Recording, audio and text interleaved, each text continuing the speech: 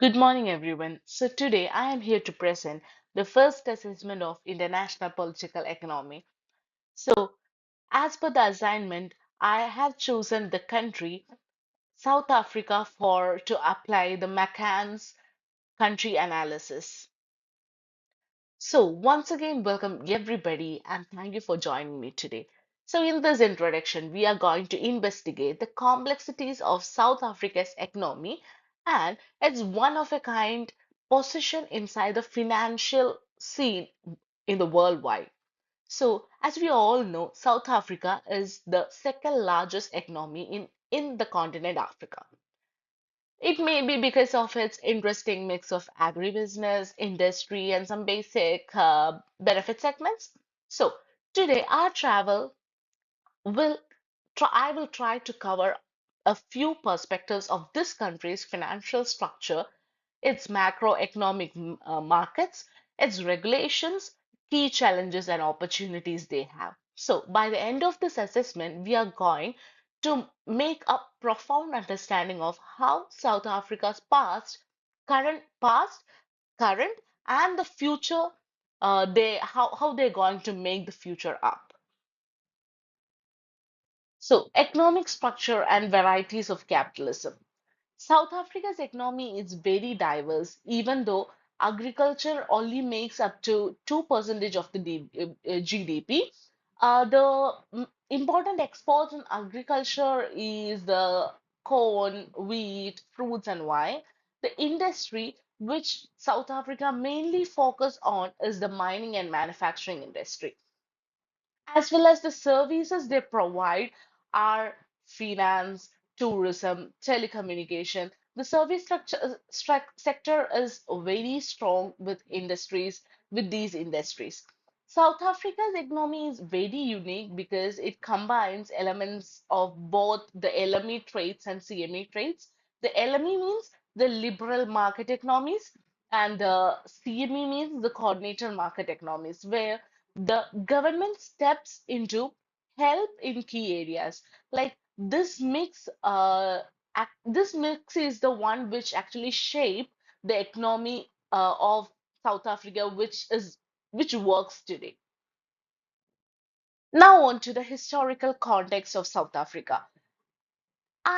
The South Africa's economy is actually the what it has now is all because of the colonial past they have. More importantly, they had an era named as apartheid era.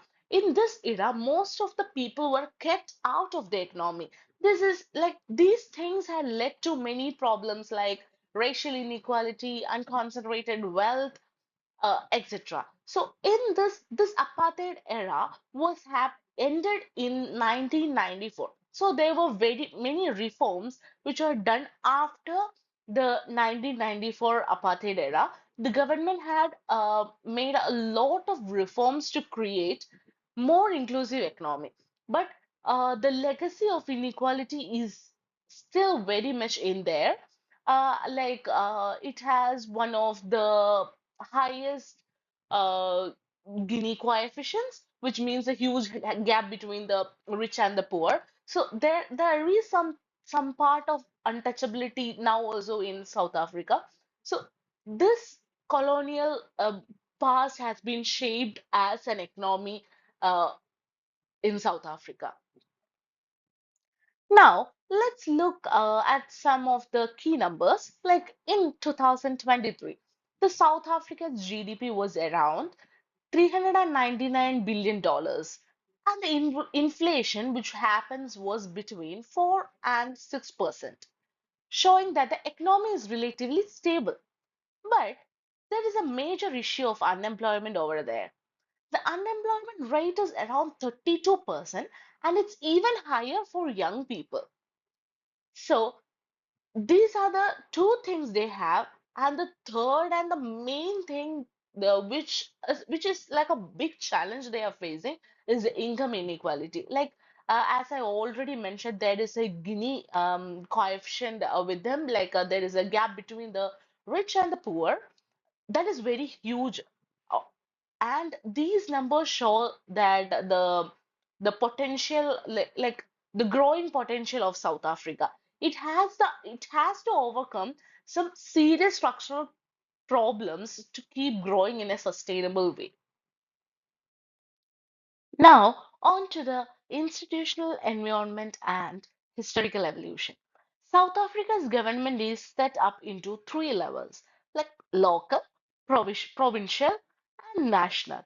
This allows the decision to be made at different levels, which is very helpful, but it also makes a little bit slow and and an inefficient at certain times. So, since apartheid, the political stability has helped the country to move forward, but there have been several problems with the inefficiency and corruption in the government. This has slowed down the economic progress of the country itself. So, the government has made many reforms to promote the inclusive growth of the country. But high unemployment and the income inequality continue to be the major block. It stands to be like a block to the road to the country in their development, like in their economic growth. So next on to the education system and investment in human capital. The South Africa's education system has mainly four different phases, like the foundation phase, intermediate phase, senior phase, and future education and training phase. So these are the four different phases of South Africa's education.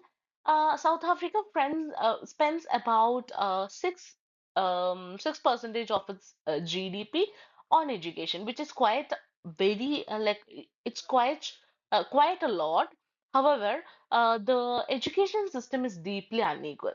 Like the school is wealthier in the wealthier areas have better resources. The school which is in the rural and the regional areas, the people used to struggle over there. Like the poorer areas, they struggle with underfunding and overcrowding of the students. These inequalities makes it hard for many young people to develop their skills, to develop their to get a good job, to contribute to the unemployment problem. They are not able to get any education from this underdeveloped rural area schools. So Africa needs to reform its education system to match what the labor market needs. And in order to create job opportunity, in order to create a very good young generation that needs to be the milestone of the um, upcoming future, they need to train the younger generation of the country. So now on to the labor market reforms. South Africa's labor market is very rigid. Like the wages often set through strict bargain systems and unions which are very powerful. Like this makes it very hard for the labor market to be more flexible. This is one of the reason why unemployment is so high. Like in the urbanization is the other major issue. Like in South Africa, it is rapidly it's rapidly urbanizing, putting a lot of pressure on infrastructure and cities. Like while rural areas always remain underdeveloped with limited access to basic services like electricity, water, etc. There are certain acts like Labor Relation Act, which was passed on 1995. This established the rights for trade unions and collective bargaining. Like this also helped them to the unions to do powerful bargaining and set up rights. Next one is the Employment Equity Act. This was passed in 1998. This aimed at the redressing of inequalities of the past by promoting equal opportunities in workplace and all. But actually, that doesn't works as well as they think. Now also they are suffering with many underdevelopment in the country. So, on to the urbanization and economic geography.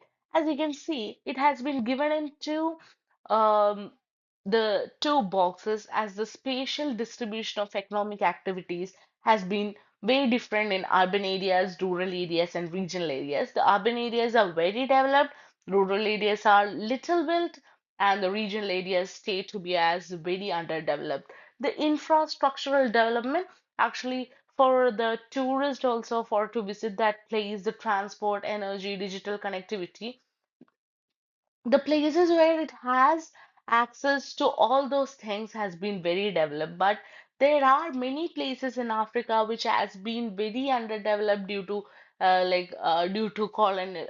colonialism, due to Guinea coefficient and all now also. And going on to Now, going on to the geographic features and economic competitiveness, the South Africa's geographic features are mainly depend on the topography, the coastline, the natural resources, and the infrastructure, etc. Like it all give an advantage in the sectors like mining, tourism, and logistics. Like the unequal access to the infrastructure in rural areas hold back the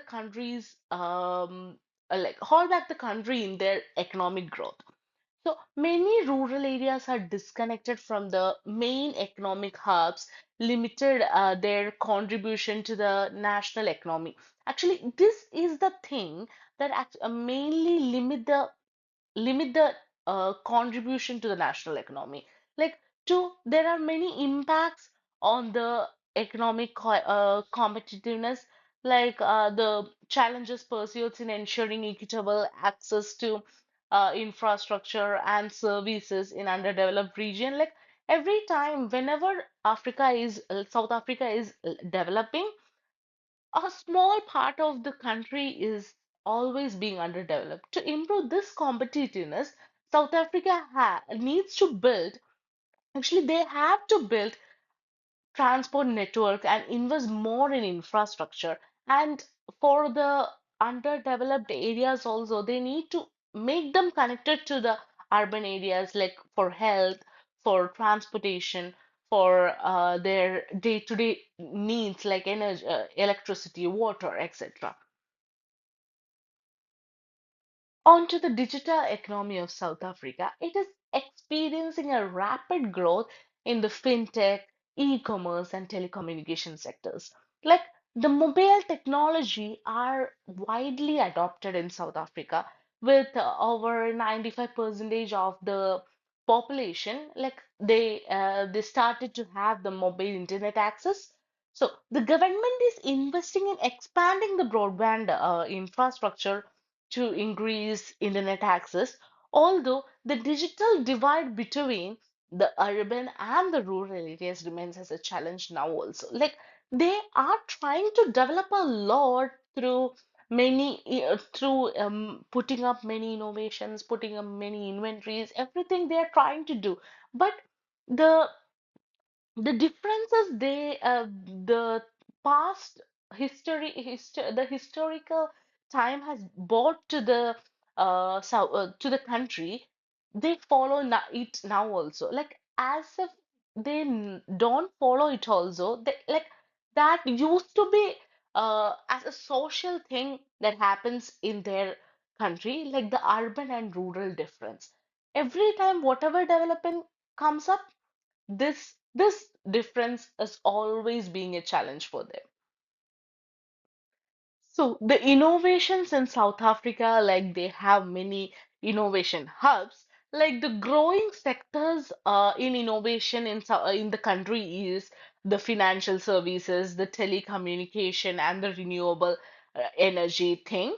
But more investment is needed to close the digital gap and ensure everyone can be benefited from the digital economy. Like this is a very important thing they need to focus on.